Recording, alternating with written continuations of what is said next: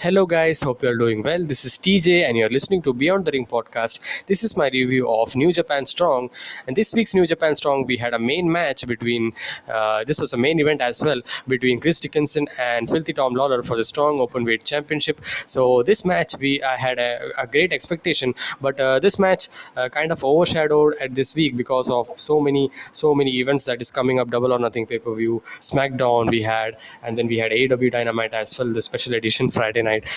We gonna see that whole month, this whole month as a Friday night Dynamite. So that would have been made a kind of overshadowing thing for this match. But you should sure watch this match after the AEW Double or Nothing pay-per-view after you get time, because this was that good. So this match actually had a story as well, because Tom Lawlor, actually we had to say Danny Limelight, who is a member of Tom Lawlor's team, had turned heel and hit a low blow on Chris Dickinson, and that made this match so much interesting than a kind of a babyface versus babyface ever that was enforced, that was announced 3 weeks before. So we first saw the video package on the main event between Chris Dickinson and Tom Lawlor, and this was a good one. Good to see that. Good to see a very good video package. And then we get to the match first.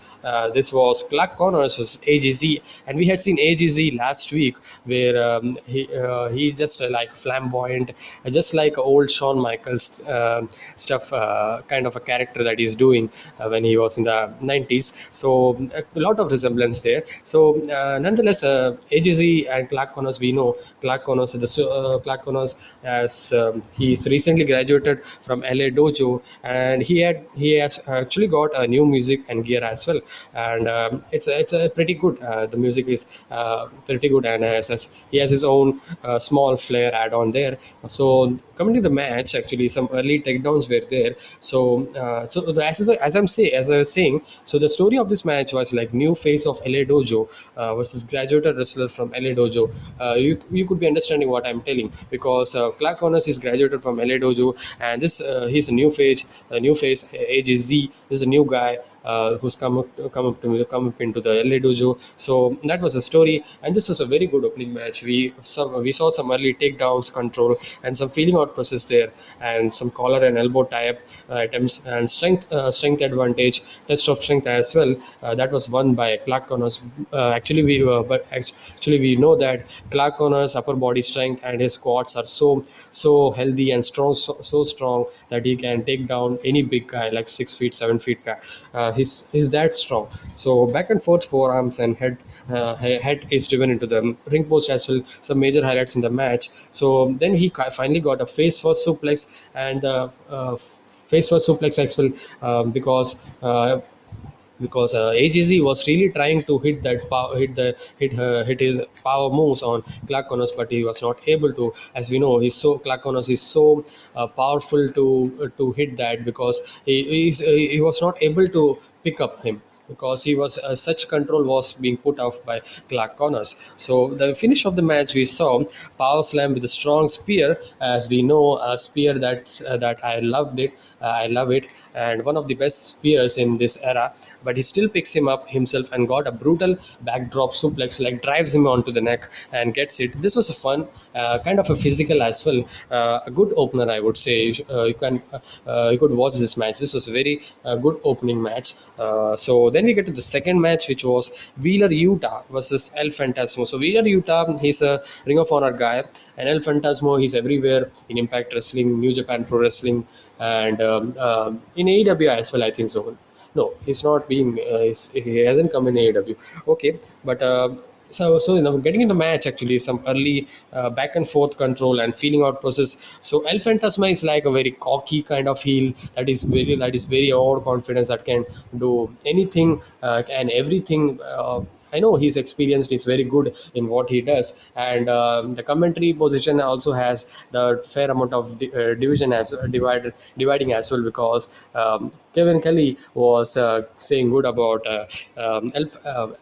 Wheeler Yuta actually. Maybe he can get a victory on El Fantasma, but Alex Kozlov was so high on praise of for El Fantasmo. He was not getting Kevin Kelly to say anything because so, at a point I thought that if Kevin Kelly versus Alex Kozlov would be happening, that would have been fun because that was the discussion and the way they were talking out in this match. So into this match, we saw some early back and forth control and feeling out versus same thing, and some trying to take down each other, kind of leg lock and all. And then we saw the headlock control, some smooth, speedy transition sequence we seen as well. Like we see jumping over the middle rope, springboard maneuvers and all, multiple storms on the hand of Utah.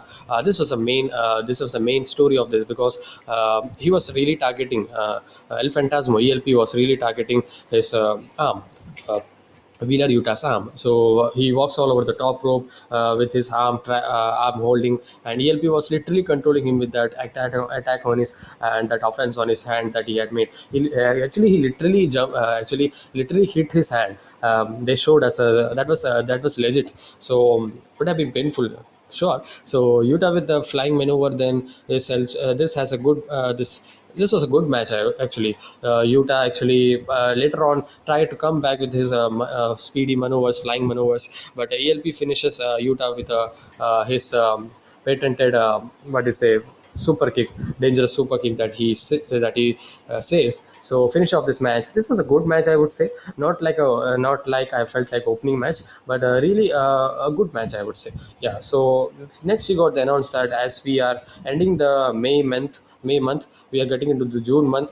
So from next week, we are gonna getting the new tour. The Ignition tour is beginning from next week of New Japan Strong. So I don't know why. What's the thing that they are doing? Like every month they had a different. They just. I think that they're just it's just a marketing gimmick or something, like changing the names just to refresh out, just to have the new fans coming over and over again. That's why just refreshing things. So a good video package after this announcement before the main event between Tom Lawlor and Chris Dickinson, and they had that low blow angle that had shown the story that is playing out here. Heel versus babyface is the thing that's going now. And third match, the main event, Chris Dickinson versus Filthy Tom Lawlor for Strong Openweight Championship. I know you wouldn't have been watch this match. If you had watched this, you should have known how good it was. But this was easily a match of a week, you can say it. And if you have not watched it, you would be certainly waiting for AEW Double or Nothing. Watch AEW Double or Nothing and then watch this match, because there's no related to that's not related to anything about this pay-per-view, because you should watch this match. This was so good. If you are a wrestling fan, you should watch this. This was a very good match, one of the match of the week, I would say. You can say a match of the month as well in the list we can make as well. So early on we saw some early takedown attempt by both of them through legs and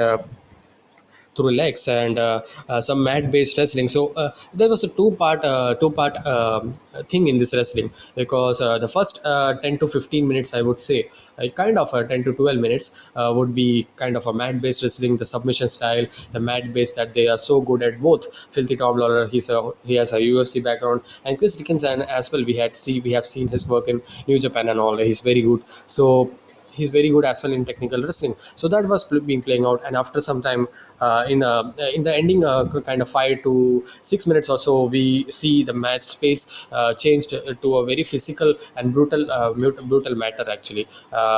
That was the case here, and that made this match actually very great, and I loved it. So some mat based wrestling and submission attempt by both. Great to see them do that, because they both are knowledge technical wrestlers. They know what to do. They have the experience. And then we saw a triangle choke by Dickinson, and trying to taking out the that taking out the air from his and to stop that blood from coming to his head. But Tom Lawler reversed to shoulder roll to cinch in that next submission. That was nice as well. That was very tough submission. So Dickinson with some double hand drop kick and a shoulder tackle, and then we saw Dickinson targeting the leg of Lawler with dragon screw and kick to the calf region when they go to the outside. That this was the time. And then we saw they trade chops and kicks on the apron. Lawler, I thought thought that there would be some spot on a kind of a driver or something from the apron or onto the apron, but they didn't do that.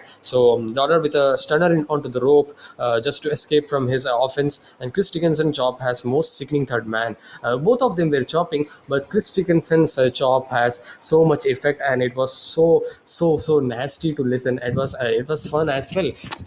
It was so nasty. And then they get to the ring, and they are in the corner now, and Lawlor was knife at chopping Dickinson, and he says something and now mocks about his UFC career or something like it's all you got or something, that kind of stuff. And Dickinson start chopping now, and he's relentless. He's just chopping and chopping, just thud that sound, man. You should listen. If you watch this match, you should know. You could be knowing that Lawlor with a strong spine buster to Dickinson. Then this had turned now into a physical form. As I said that this was a two-part match. This was a way more physical after this. After that after they were kind of going outside, and after they came back into the ring, it was more kind of very physical in the match. And then they actually were targeting different body parts. And the story of this match take that part of the to take that part of the body from their arsenal. So both of them were trying well to take part the arms, legs, and having that submission victory,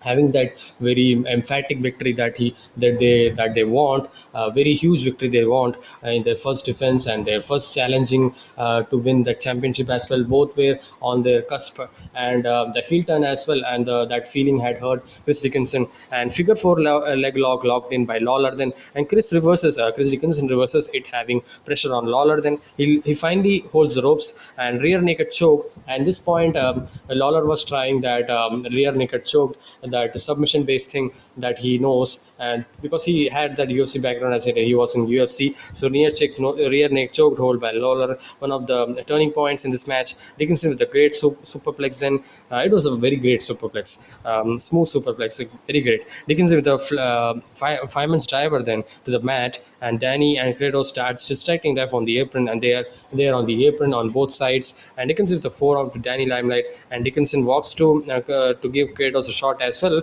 but out comes Brody Kings, and he saves them from that job, and he was kind of giving that forearms to Kratos. Maybe Brody King versus Kratos we would be getting next week or so. That would be great, man. And then we saw Lawlor reversing the rear naked choke to a nasty brain buster, but it wasn't enough. But some fast paced back and forth there, and such was a drama in this match. This was a high drama, excitement match into the last point of this match. Dickinson with the STF, then escapes with the ropes. Dickinson with the deadlift, German suplex. Another one tried, but Lawlor uh, tries to trap him into that pinning predicament. Then he turns into that Kimura lock. Such Lawlor's transition is so great, man. He had that UFC background, and that was a very positive point, and that was a very plus point in this match, and that made better of it in this match because he got the victory. Actually, Lawlor then drops on his head, but kicks out. Lawlor is so smart, man. He can literally take you out in a second with his UFC background coming into the play, which Dickinson don't have like him. Lawlor with a multiple chops. Dickinson fires him with a flurry of sickening chops. The third man, I can't stop to tell that. Multiple back and forth, lethal strikes, forearms, leg strikes, knee strikes, what not, man. You can see it all the strikes that's there in the wrestling. So this was a wrestling school as well. This match actually, many wrestling holds, many wrestling moves, and no flip flops or kind of that thing. So that's what I love about these matches and New Japan Strong as well in a common basis. So Lawlor then with the Olympic slam with a guillotine locked in on the mat, and the finish we saw, Lawlor tries multiple rear neck choke attempt to take him out. He escapes out, and then again tries to choke attempt to the mat as well. But Dickinson turns his ankle into a very nasty position, and he had that escape, and that saved him. And then Dickinson with a back suplex into a clothesline, but Lawlor turns into another rear naked choke into a sleeper suplex, and that was kind of pulling his neck into and driven into the mat. That was very brutal as well. So Tom Lawlor retains a New Japan Strong Openweight Championship in his first defense, and that's it. He defeated him fair and square. So post match we saw then the new challenger Carl Fredericks. If you remember, he eliminated over the top elimination in the elimination tag main event that was happened 2 weeks before. We had some weeks, 2 weeks before actually. But Carl Fredericks is nice. That would be a great match as well. They didn't pay attention to him because who's him, who's that kind of thing was being said by Filthy Tom Lawlor and Danny Limelight. And that's it. This was the end of the show. And my show thoughts, this was a very good show, even though you can say that the main event carried out, but the opening match was very good. And the second match was ELP match was also good, I would say, pretty good. This was a very good show as expected. The main event was great as I was expecting last week. This would have been great, and this delivered it. It may be overshadowed by the fact that it's in Double or Nothing and Dynamite and SmackDown weekend that's going on first time. So, but do check out this match. Don't leave this match, man. Don't leave this match. This match was that good. So, comment on your thoughts on this match after watching, and if you watched it, please comment on your thoughts on this whole show, because this match was that great. No shenanigans by Tom Lawler's team or something, because this was straight matchup. So, just technical mastery and physicality in this match. Great. Opening match was great. Second match, ELP one was good as well. So this was a very strong hour of wrestling. This was a kind of 1 hour 10 minutes or something, kind of close to 10 minutes, 1 hour 10 minutes. So the main event kind of was a very great and long as well. So a very good show, excellent show, I would say. So please do check out this show. So that's it. Please put on your thoughts in the comment section below of New Japan Strong, and please put on your thoughts on the predictions as well, because tomorrow is AEW Double or Nothing. So excited, man! So excited! It's lots of matches. So that's it, man. Please be sure to like, share, subscribe, do all that good stuff, and I'll see you guys in the next one. Until then, be safe, stay energetic, peace.